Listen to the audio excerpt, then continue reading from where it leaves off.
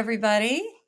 It's time for some real estate therapy, and I'm really excited about my guest today. Um, I would, uh, I want to say, first of all, kind of what we're going to talk about, which is derived from my philosophy around real estate is that real estate is first and foremost about home. And home is first and foremost about shelter, sanctuary. And I think the foundational idea behind home, shelter, sanctuary is the hearth. And the hearth, at least in today's homes, is the kitchen. It's not the fireplace. It's not the gas starter fireplace. It's the kitchen. And Yes. my guest, Thais Harris, knows everything we need to know about the kitchen in metaphor and reality. So, Thais, would you like to introduce yourself quickly? Thank you so much, Cynthia. It's so great to be here with you and to talk about my favorite subject. I am Thais Harris. I'm a board certified holistic nutritionist and author. And I do spend a ridiculous amount of time in the kitchen. And I help people do the same and actually enjoy it, right? And free themselves of overwhelm and make the kitchen their ally in their health journey. And want to mention, the book, The Life-Changing Power of Self-Love, because I feel like everything we do in the kitchen is love in action. That's how we put into action all our feelings that we have for ourselves, for our loved ones. How can we show that love on a daily basis? And much of that comes from the food we cook and eat and other ways that we nourish ourselves. And the kitchen tends to be part of most of that. It doesn't necessarily come from, you know about me and my dietary habits, and I'm really a very good girl in that respect, but you should have seen me a little earlier. I was kind of straightening up a cupboard, and there was a bag of those kettle dill potato chips with just a Mm. few chips left. And guess what? In a very unintentional, mindless manner, actually, I was mindful that I was not being mindful. There you go. I Something there. finished off the bag before I threw it out. And I know I was going to be talking to you, and I thought, oh, no, what would Thais say? Um, um, I yeah. had some chocolate from my cupboard before this, so it's okay.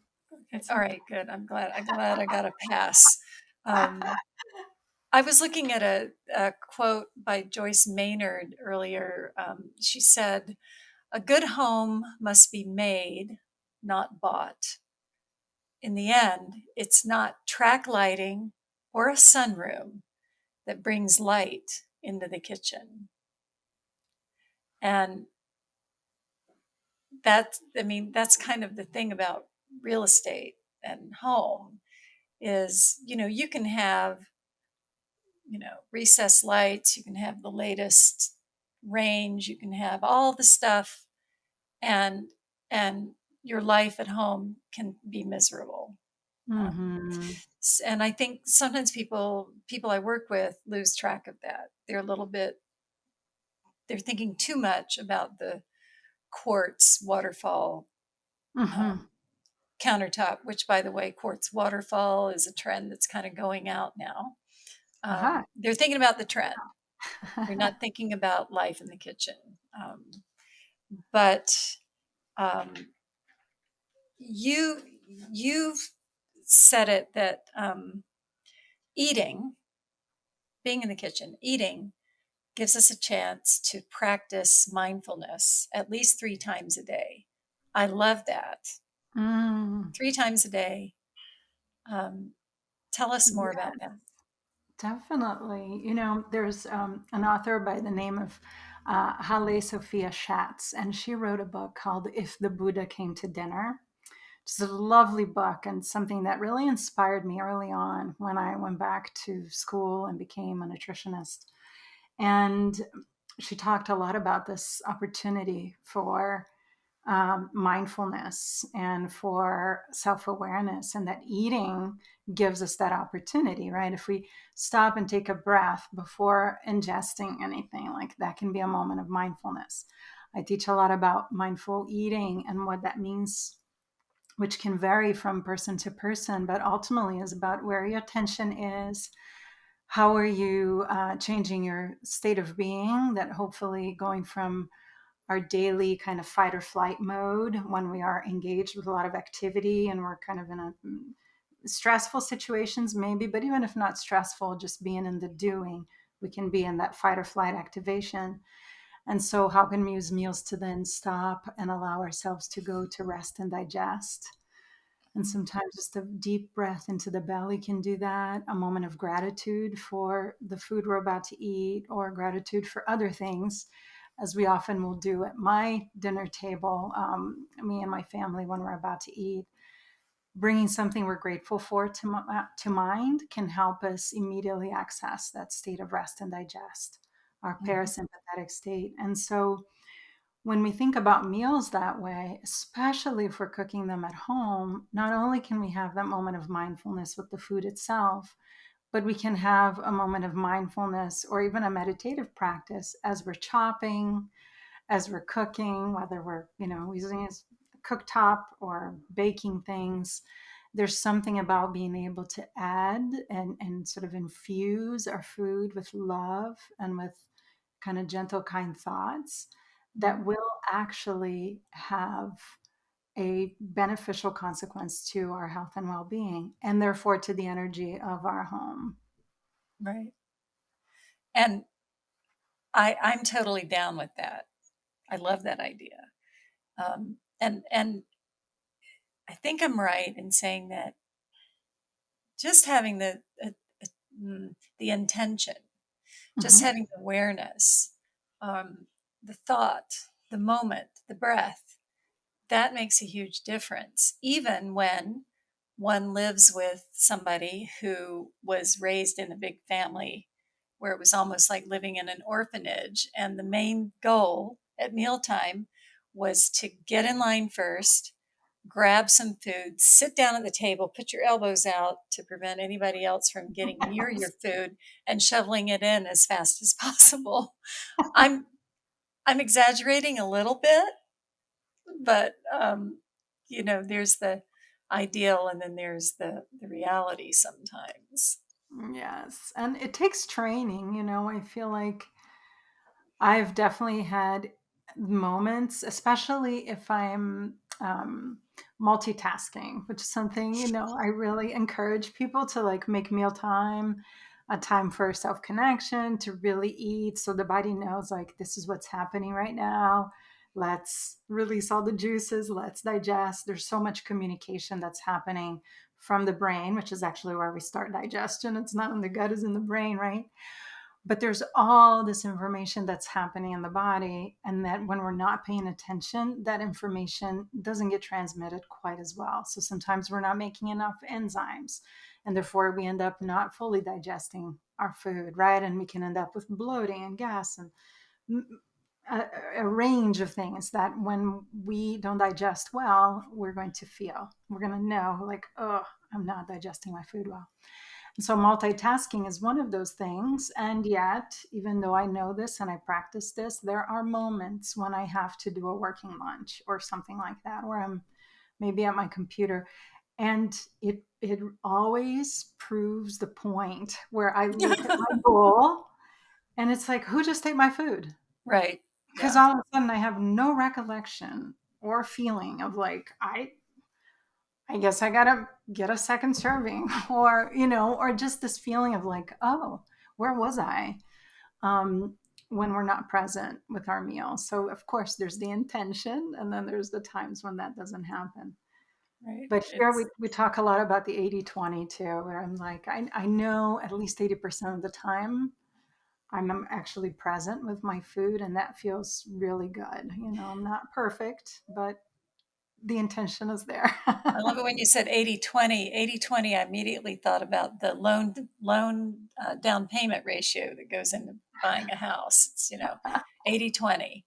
Sometimes you get a 90/10/10. But Right. yeah, I often in the morning will have a smoothie that I make for my breakfast and a cup of tea. And often I sit down to begin reading, or I'm usually alone. That's one meal. Most of the meals in our household are always shared. Hmm. And but breakfast is the one that might be independent.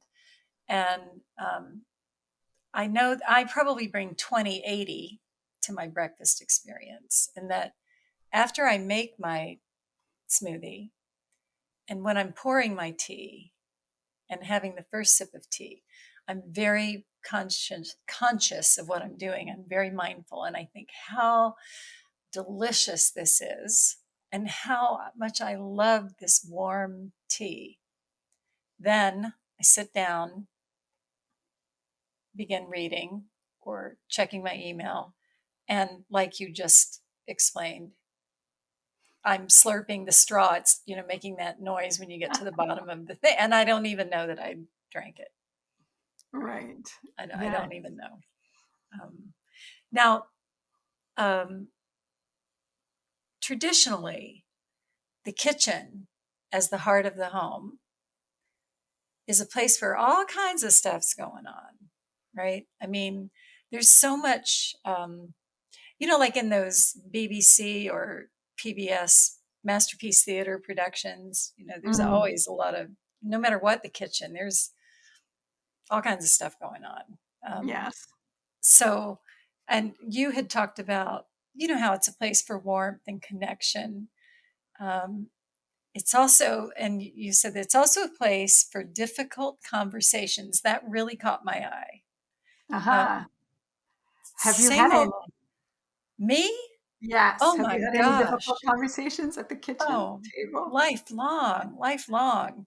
I mean, it makes one wonder about the wisdom of having knives in the kitchen sometimes. But I, I, yeah, I mean, I think back to, I can just think of all the drama that I've witnessed in kitchens, mine, my family's, other people's kitchens. I mean, it's alive.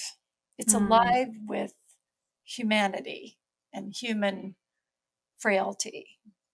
Yes, I think, the kitchen has this gravitational force that, because of it being for so long, it's where people would come together and be in the warmth, the one stove perhaps. And also so much activity. I think of my son like doing, either he's reading or he's drawing or he's doing some activity. And if I'm cooking, he'll sit at the kitchen counter.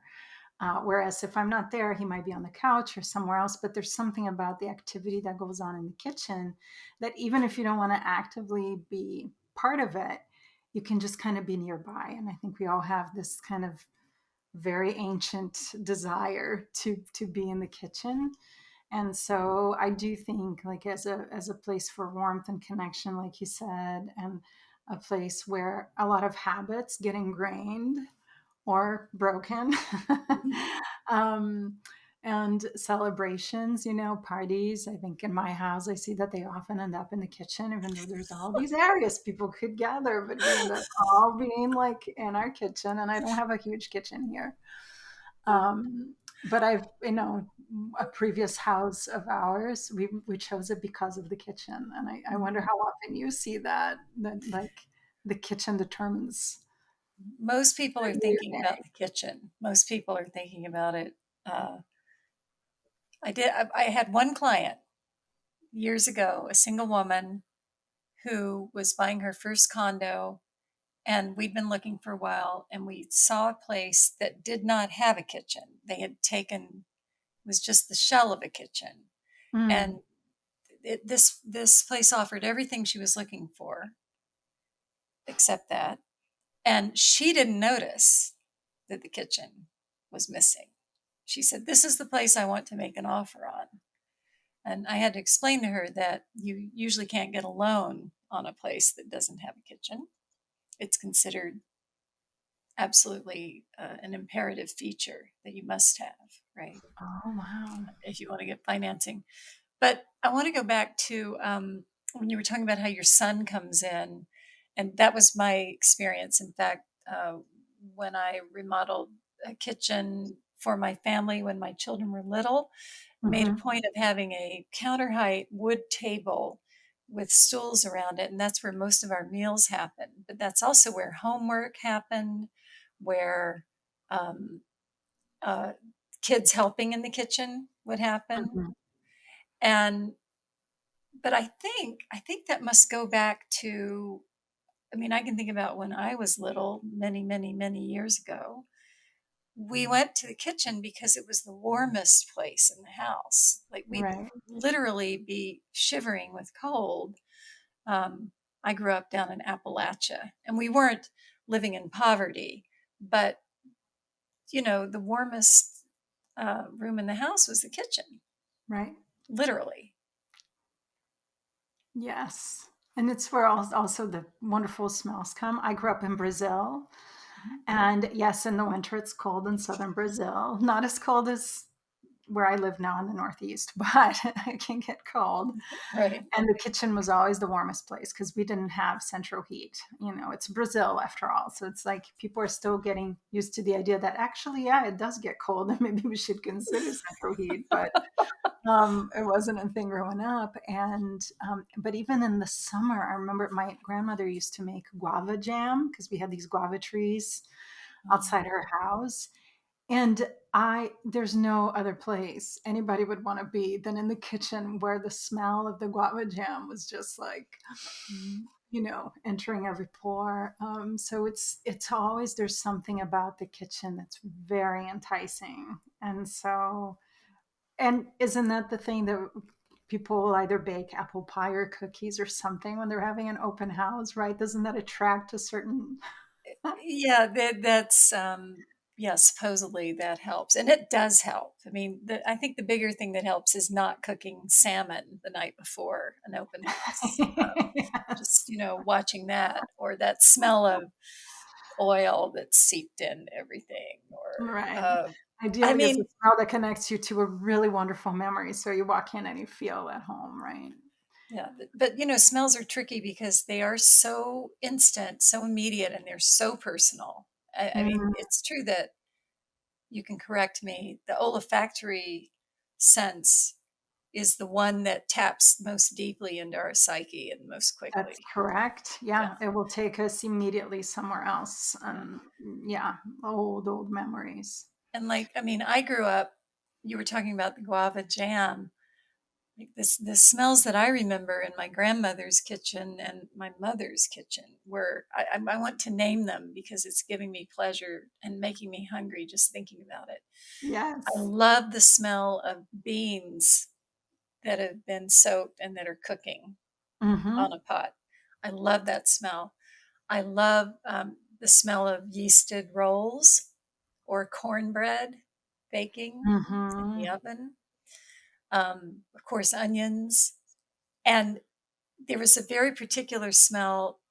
My mom was a school teacher, and so she had to, and my parents, both of them were teachers, so they didn't have a lot of money. Mm-hmm. And she also had to make efficient use of her time. So her best friend was a pressure cooker, which I love my pressure cooker. Me I'm too. totally down with my pressure. I love my pressure cooker. If you'd have to really, it's like people with their guns. You'd have to wrestle it out of my cold dead hands. But growing up, my mom once a week would make potato soup, which was just onions, a little bit of celery, potatoes, water, and salt. And she would make it in the pressure cooker.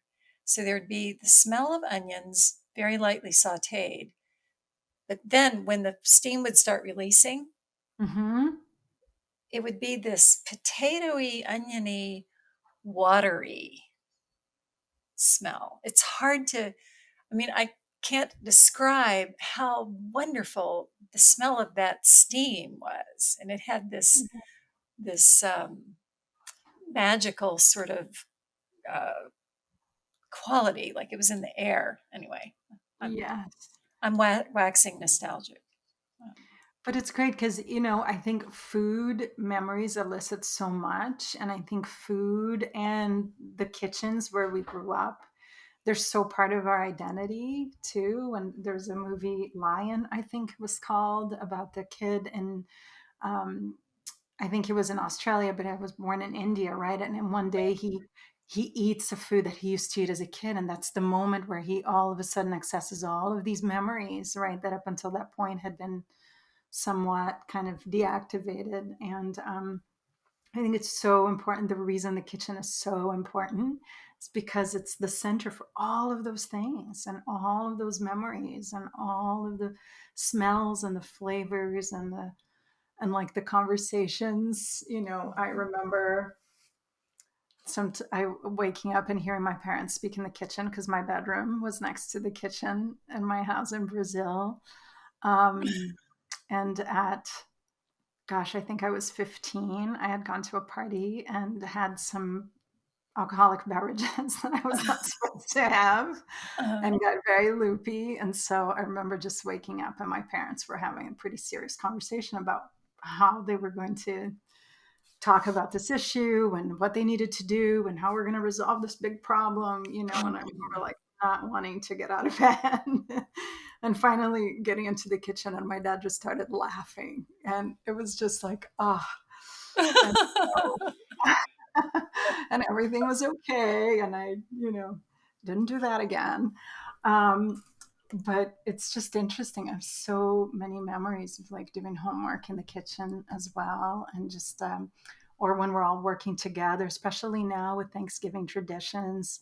My husband's family, we all get together in this house. There were 17 of us in this last Whoa. Thanksgiving, and at least 10 people, probably maybe 8, are involved in the actual like cooking and prepping. And we all get together and we're all peeling potatoes and peeling and doing all the veggie prep. And it's so fun to have music playing, all the different smells in the kitchen, and this real notion of community that not many places do the same, like give you that same feeling. Right. And it's community, it's warmth, and it's literal nourishment for our bodies. It's how we build our lives. We build our lives from food, and and but it's nourishing for all of our person. I mean, our person and home being the metaphor in dreams for our bodies, for ourselves. Mhm. And if you were going to talk about the heart of that, really is the kitchen. It's you know I have a lot, I have dreams often about my house or a house, and a lot of them happen in the kitchen. There's scenes in the kitchen. Sometimes there's a scene in the bathroom, but Mhm. mostly there's stuff going on in the kitchen, like a grizzly bear trying to get into the window of the kitchen. I need to analyze that one. Interesting. I just saw an image of that actually because there was a bear here in the Northeast that just went in and like stole a whole lasagna out of this fridge. It's kind of amazing. A But lasagna. That's I, crazy. I know that's so funny. I don't know how he knew to open the freezer and just grab something and walk right out the window, but there you go. Maybe he Um, was trained. Who knows? they're Um, smart.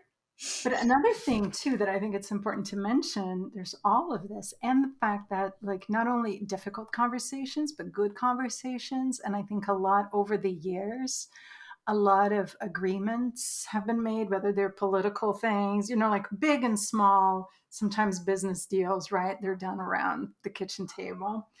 And I love, love, love that Michael Pollan in his book, Cooked, he talks. Can I read this little Yeah, yeah, passage? yeah. I think Please. it so goes with what we're talking about. And he says, cooking, I found, because and eating we all will do, right, multiple times a day, so there's that chance for mindfulness. And but we can be eating outside of the home, we can be eating, maybe packaged goods. All of that can be part of a healthy life. And yet when we cook at home, there's something that Michael Pollan even said, it's an act of political activism. And Mhm. it's a way of sort of regaining our control about what we put into our bodies, how we feed our lives in a way that is more holistic, right? And he says, cooking, I found, gives us the opportunity, so rare in modern life, to work directly in our own support and in the support of the people we feed. If this is not making a living, I don't know what is. In the calculus of economics, doing so may not always be the most efficient use of an amateur cook's time, but in the calculus of human emotion, it is beautiful even so.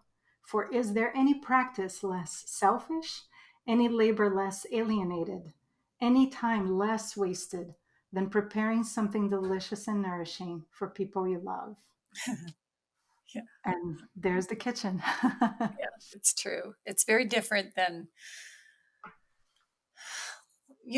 like I was watching a little bit of the 49ers game yesterday, and it's just there's all these fast food ads for kind of like about, I don't know where I'm going with this, but like here's this big brightly colored huge something or other that I'm going to shove in my mouth, and it's so it's out of our control, that kind of eating. It's being foisted on us, that this value around the big Mhm. bright double extra Right. cheesy whatever thing. And Yes. and cooking is an act of love.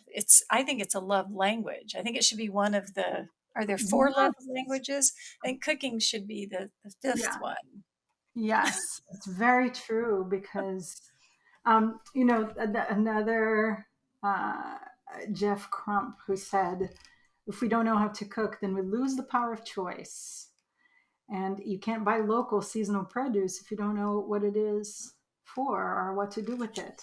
Fast food can become the only option, and that means allowing agribusiness and marketers to make our decisions. So it's like, it's so true that when you get those ads, and again, I love eating out every once in a while. I love that somebody's going to cook for me and clean.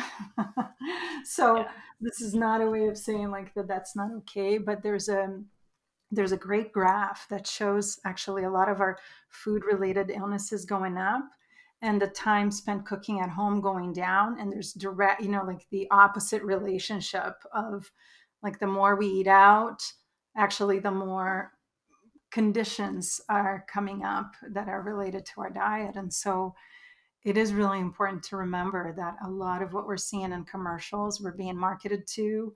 And a lot of those organizations or corporations are spending more money in marketing than they are in their actual ingredients for the food they're cooking. right, And we're right, eating really cheap, highly refined foods that way that have a lot of different, chemicals that are there for preserving and for appearance and for long lasting flavor. And when we're making things fresh, we really can see, get in tune with the seasons, eat in a way that feels a little more aligned with the earth, with the seasons, with what's available. And we can be a little more in harmony. There's actually foods for, health wise, speaking in that regard, there are certain foods that are not ideal for us to eat when it's really cold, and also not ideal to eat when it's really warm. And when we look to nature for the things that are in season, they tend to be the foods that actually support our health the best for that particular time of year. So right. I think learning to spend that time in the kitchen and finding ways to make it fun so that it doesn't feel like a chore. I work with a lot of clients that are like, I hate cooking and I don't like cooking and, I'm afraid of cooking. I can't get a recipe right or whatever. And then we start taking like very small steps to Right. work in that regard. And all of a sudden, 2 weeks into it, they're like, oh my gosh, this is so easy. I can't believe it. Or, It's yeah. yeah. And it's alchemy. It's it really is. It's like you get to be a wizard. You take Hmm. this, you take that, you mix it together, and then this happens. I mean, hopefully this happens, not that thing that you didn't want to have happen. But like one time I was making, I don't know if I was making muffins or I was making scones, but a mistake happened. And I ended up with what my ex husband called scuffins. And they were delicious. They were delicious. When it comes to baking, I feel like you have to follow the directions, but don't get too uptight about it because, Yes. keep it a little loose because otherwise um, you're going to end up with like I used to be a pancake expert. I don't make pancakes that much anymore, but there was a Mm. time when I had maybe 2 dozen pancake recipes of all different kinds, no dairy, made with different grains, made with Fun. leftover oatmeal, whatever. And I, whenever I would go to somebody else's house for a brunch and they were making pancakes, I would just be appalled as they would be beating the pancake batter until it was just this kind of plastic blob. And, forget about anything light and fluffy and pancakey when you do that. Um, but so the kitchen, I want to be sure we talk about this. The kitchen has become in real estate when it comes to buying a house, remodeling a house, it's all Mhm. about the kitchen. Mm. It is all about the kitchen. And although I have to say that um, I'm a realtor, my partner is a general contractor, and we have a kitchen that has a 1942 O'Keefe and Merritt gas range in it, and cabinets and countertops that the handyman got out of a job he did.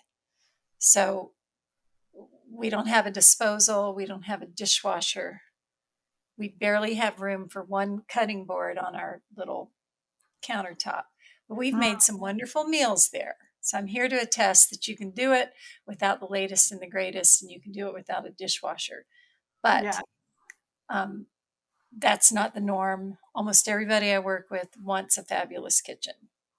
Hmm. And and what's your experience with people talking about their homes and their kitchen?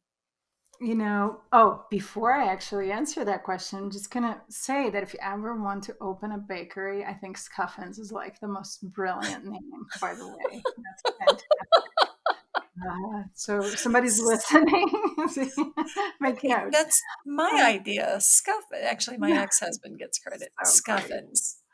Um, yeah. So the thing about kitchens is, and I actually just had a client. She's in New York City, right, and was remodeling an apartment and didn't have a kitchen. She's like, "Wow, but I'm so used to eating out, because New York City, like most people eat out a huge percentage of the time." And so part of what we were doing is figuring out not only like what were the places that would have the foods that would support her in her journey with whatever she was dealing with, but also how could we make her very bare bones kitchen that was being a non-kitchen while being remodeled, how could she have things at hand to put together? And so that comes to like really organizing the kitchen that you have to help you in your goals. So for some people, they may have a huge kitchen and they have a lot of storage and they have all their appliances out and it becomes really easy. But then for most people, they have to get really creative. So the first things would be about like, what are the top 5 things that you need to use to have the kinds of foods that you want to eat? So, for example, in your case, you mentioned your smoothies, right? You have to have your blender accessible. It can be down in a drawer underneath pans and pots and things because then it's not going to get done. One of the things I had to do was like clear the counter, and I put things like my food processor, the I have a waffle maker, so my son loves waffles. And so you were talking about your pancake. I have some great recipes for waffles. I'm like always, yeah, I'm just always testing a bunch of different waffles. So, uh, but I had to clear some room because I don't use it. I mean, I use it often, but not that often, right? And I really wanted to start juicing more often. So the juicer is big, but now the juicer has its place on the counter because if it's not in front of my face, I'm not going to use it. So now you have, so again, depending on your goals, that's when we look at what are the things that need to be handy.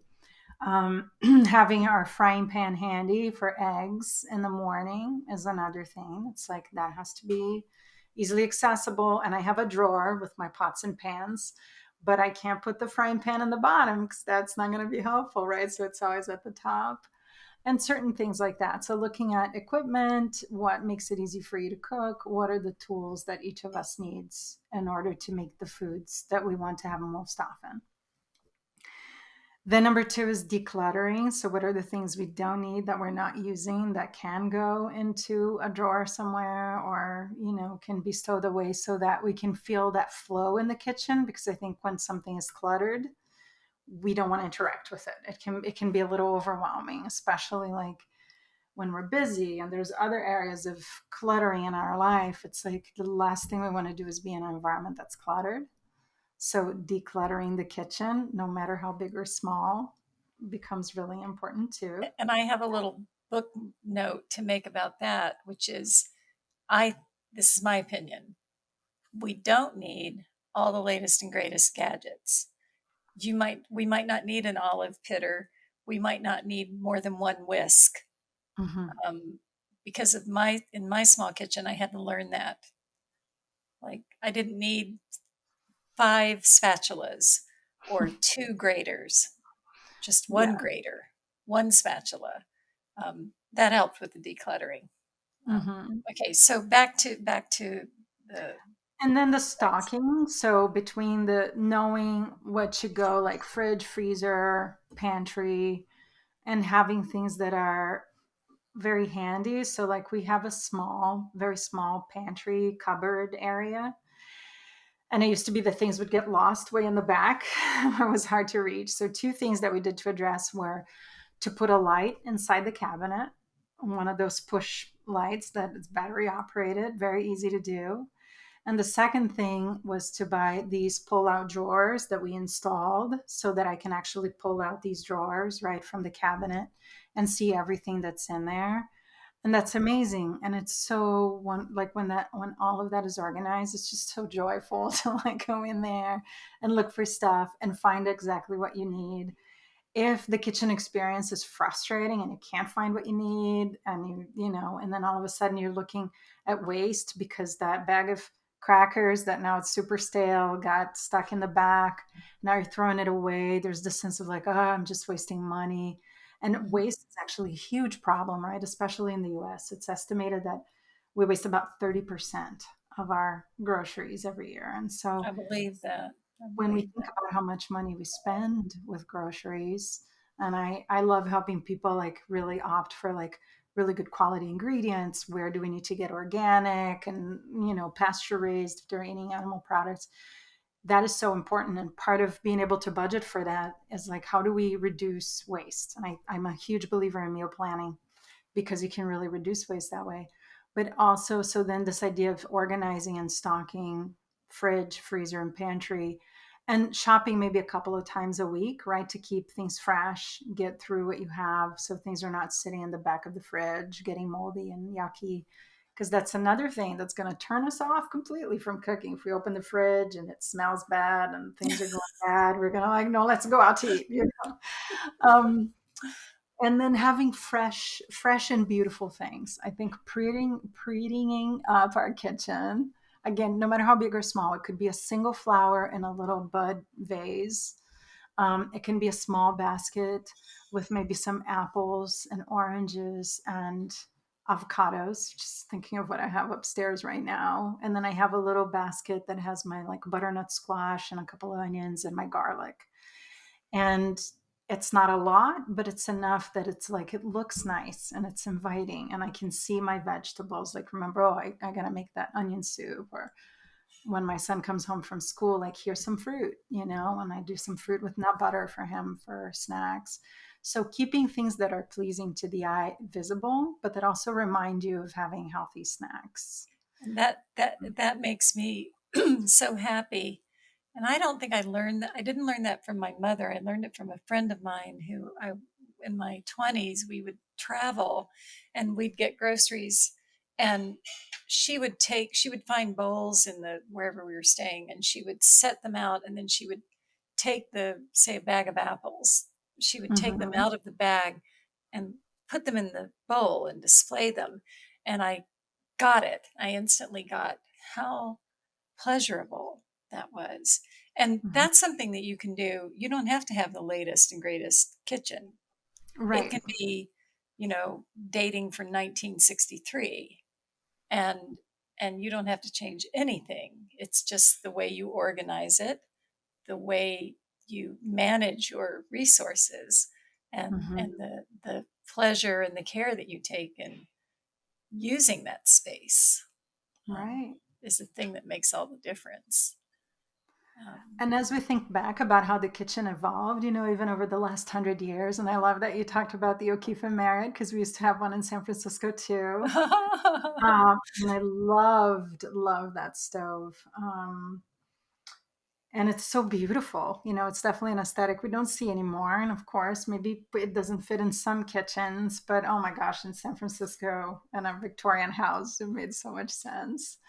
Um, but it's the way where we have over time found ways to fit things, and like even from cupboards and the cabinets that for a while, like there was the metal stuff that was used because of war surplus, and then it's like, oh, and right. then wood is cheaper, and then this is, and then now we have like the IKEA kitchen or whatever. Like there are all these ways in which we've evolved to accompany what was needed in the time, but the one thing that's true is like we've always needed to eat, and we need a place to have a flame or a electric stove for that matter, but we need a place to cook, a place to put our food. Thank goodness for refrigerators that came online somewhere around, I think, the 40s, right? That would make sense. Yeah. Right, and an area where we can prep food. And some of us are going to have smaller areas, but I remember my mother and my father, when they first got married, they lived in a very small apartment, and their little stove had a lid, and so they would close the lid and sit at their chairs, and that was their dining table too. Right. So they used That's to eat right on and it would stay warm. The lid of the stove would stay warm, so their food would stay kind of warm in that. And there was something about that every time I heard them talk about it, because they talked about it with such fondness of that time in their tiny apartment when it was just the two of them. You can make a lot even with a small kitchen, and I think the kitchen, like we said before, is a place where a lot of memories come from. and I think that having a kitchen where everyone's welcome, if you're entertaining, if you have family, friends, this is my own bias. I don't like, I think there's something, I mean, maybe there's a place for it every now and then where you can close off the kitchen and nobody sees what goes on in there. It's like upstairs, downstairs kind of thing, Right. right? Um, but I think a happier home is a home where everyone's invited into the kitchen, Hmm. and where it's not, I mean, at my worst were the times when I was trying to like cook in a performative way of like trying to show everybody how I could do it all by myself, and please don't come in here and help me or distract me. There Right. was something very cold, and I would imagine very off putting about that for my guests. Like, yeah, sure, we'd like to have a nice meal, but we'd also enjoy your company.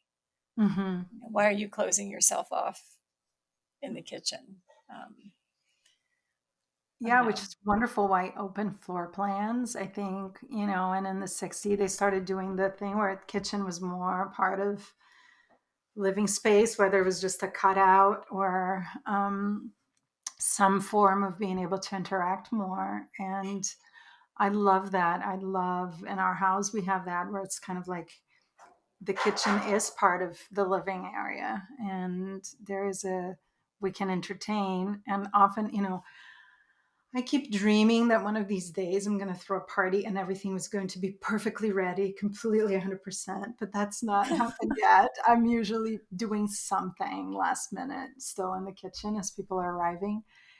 And it's great and it doesn't matter. And I have friends that often come in like, okay, what can I do? And they love being able to participate in the preparation too.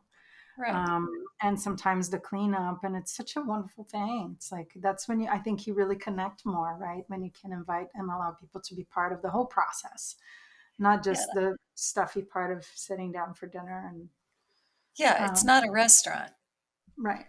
I feel like I need to give up on, I still have those tendencies where people come over and I want to surprise them. I don't want to tell them what I've made or am making. I want Hmm. to plate it and present it and have them go, ooh.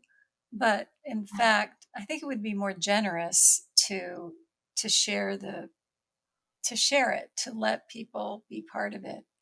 And Hmm. I think it's a lot warmer that way. I mean, the kitchen, okay, we don't have a lot of time, but there's the evolution of the kitchen. I mean, okay, way back when, I think the kitchen is so primal because way back when it was fire, right? That Hmm. was the kitchen.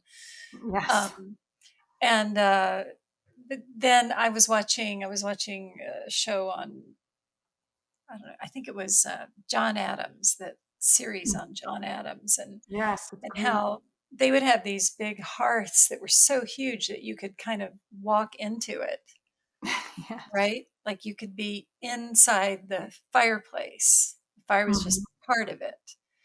And but then, um, because of kitchen fires, I think the kitchen would be a separate building altogether. You'd have the Right. fire out there somewhere where it Hmm. couldn't burn up the main house and where all the help would be.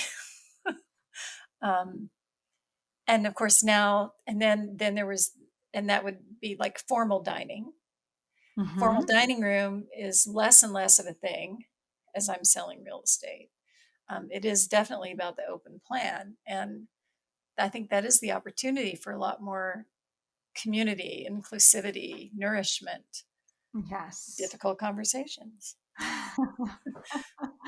Interaction, right? Because I think too, especially as women's roles have changed, then you're not just like, like even up to the 50s, you're cooking and you're waiting for the husband to come home. And then there's the table set up where the family goes. But like the woman is doing a lot alone, like in the kitchen throughout the day and kind of unseen. And that as we've evolved culturally, and especially like with women working and having equal rights, and we still have a little ways to go, but we're getting there.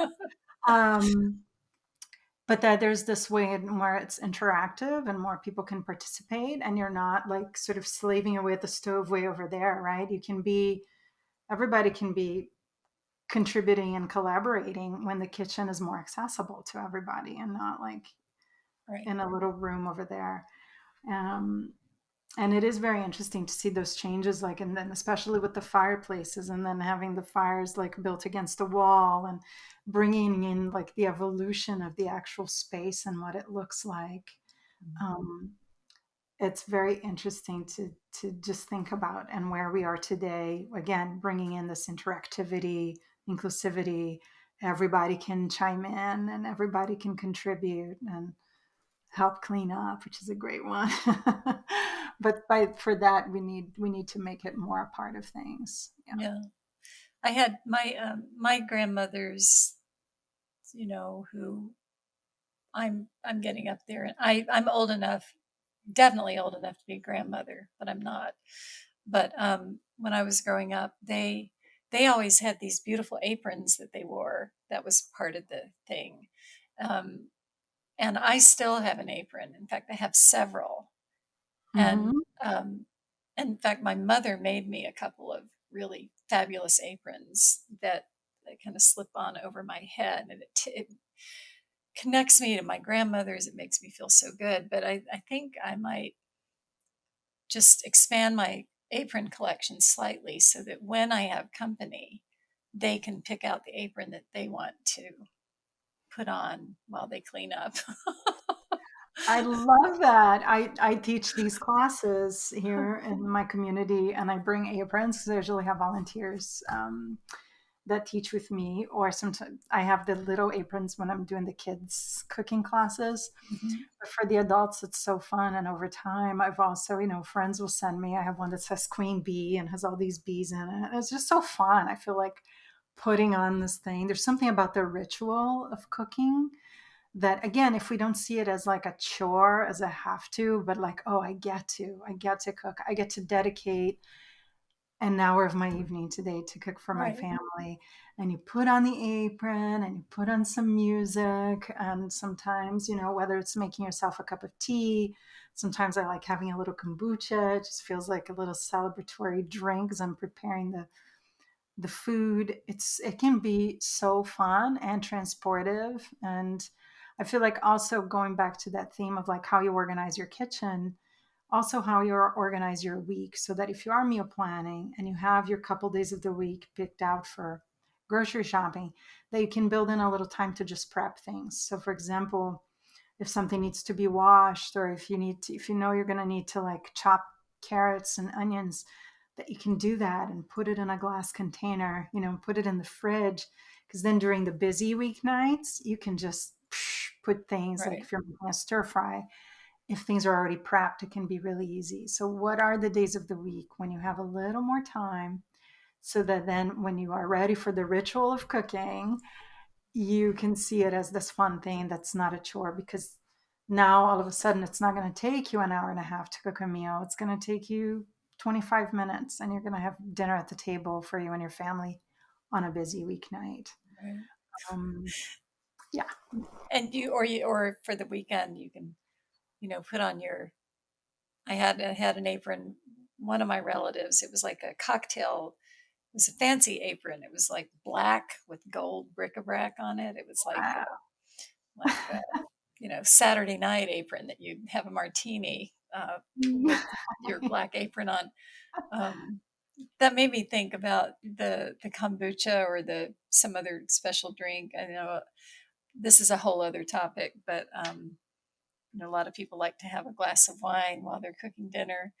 And I Mhm. saw a quote the other day. I think it was W.C. Fields who said, he said something like, I like to use wine in cooking, and I like to cook with wine, and sometimes I even add it to the food." Right. um, so I think that's all we have time for today. Okay. But there's so much here. I hope we can come back for another kitchen edition of real estate Yeah. therapy.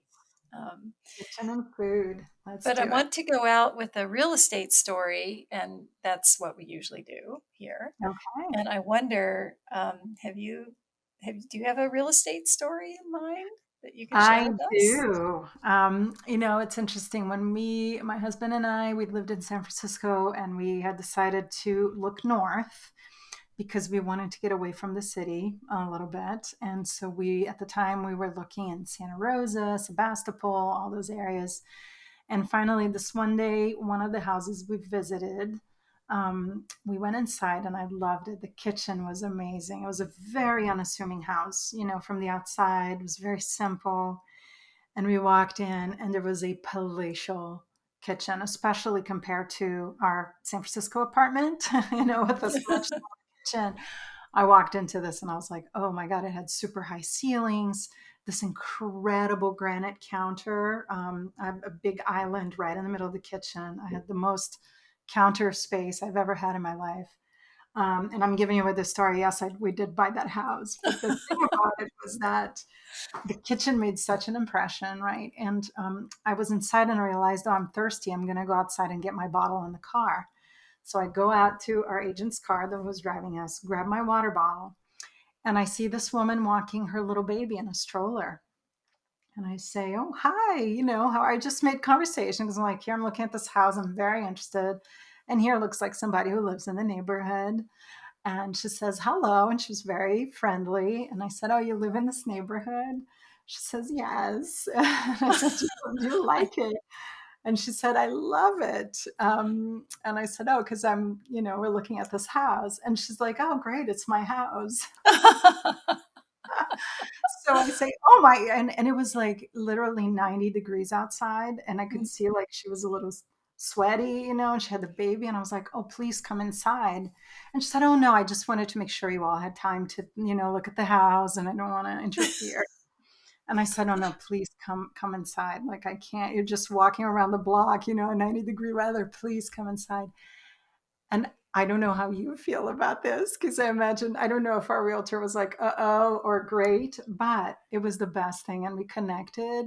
And she told us about this island that was in the middle of the kitchen and how they built it, that it was like a super reinforced structure because before they had a baby, they loved throwing parties, and she and her friends would get up on the count. They would put a top and get up, and that was their dance floor, like their dance stage.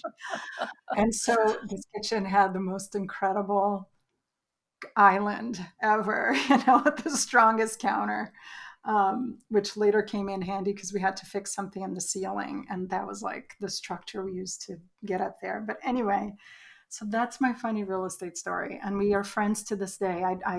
We've lived in that house and then sold it, and but the friendship continued. Oh, Yeah, I love that. I love that. And I can definitely, usually agents are doing everything they can to keep principals from meeting each other. Because usually it can only go wrong, can only right. go badly. Um, so many stories about that. But that you had that connection with her. And so many times I've had people, when you're selling a house, when you're listing it, like you don't ever see your real estate agent because when they're there, you're gone. And whether you've gone away for the weekend or whether you're circling the block with your child in a stroller, right? You're kicked out of your own house. Um, so I think Yeah, it's just lovely that you had that connection yeah. and We that happen to have a magical one. Yeah. and that they danced on the island top. That's just amazing. I know. Well, tell us. I'm going to put all of this information in the show notes, including um, a link to the life-changing power of self-love, um, Thank you. of which you're a co-author. But where can people find you? Um, So my website is nourishtogether.com. So all about nourishment, like our conversation, nourishtogether.com. And on Instagram, I'm at nourish.together. Those are the best places to find me and stay in touch. At my website, you can I have a couple of freebies that are available for mindset shifts for loving yourself into better health. I have one on blood sugar regulation. So there's a couple of different ways that you can learn more and then be part of my community. And yeah, I'd love to connect with your audience, Cynthia. Thank you so much for having me. I thank you, and I'll just say that I've really enjoyed following you on Instagram and checking out your website. I've learned a lot, and my life has been enhanced greatly from Oh, knowing you. thank So you. thank you. All right, that's it. Happy eating, everybody.